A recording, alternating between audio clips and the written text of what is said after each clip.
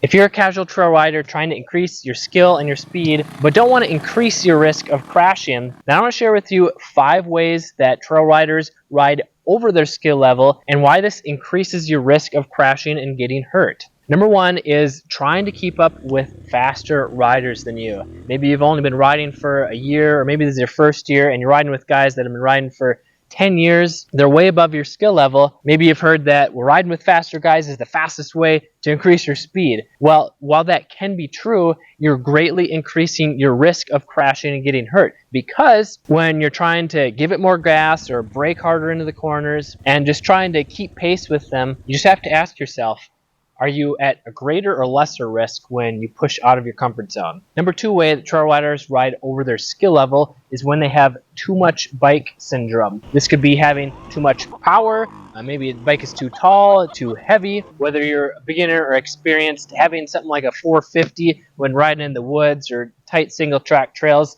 you don't need that much power, especially if you're a beginner or novice trail rider, because the throttle is really hard to manage. This power is very snappy and aggressive when riding at low speeds.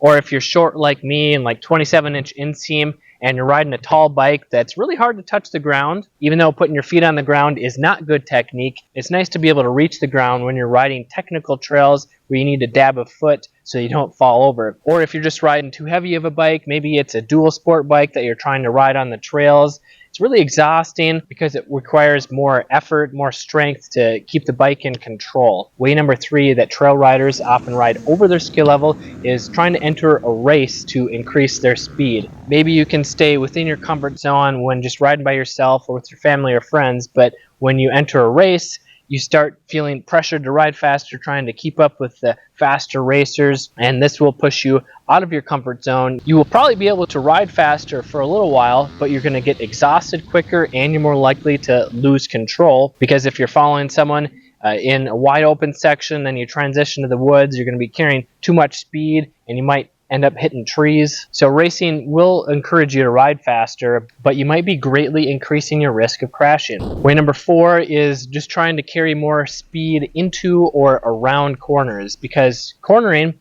is where a lot of speed can be made up. But if you're just trying to hold the throttle on longer to enter a corner faster, or maybe you're trying to keep your momentum up, but then you end up sliding out or riding off the trail because you carried too much speed, you overshot the corner, or if you find out that you're going too fast and you need to slam on the brakes, end up locking up and washing out or falling over, those are signs that you're riding over your skill level. Way number 5 that you might be riding over your skill level is when you're just trying to gas it and get over the rear to try and get over an obstacle or up the hill. This is something that I hear all the tough macho guys say. You just need to give it more gas and just ride faster and hold on tighter. Well, that can work for a little bit, but you are greatly increasing your risk if you're just giving it more gas and holding on for dear life, hoping that you'll get over the log or through the sand or up that hill. If you don't feel in control of the bike, then you are riding over your skill level. And if any of these resonate with you, then you are the nervous trail rider. And that's okay, because everyone starts there. I remember when I was there, but I discovered how to increase my skill and my speed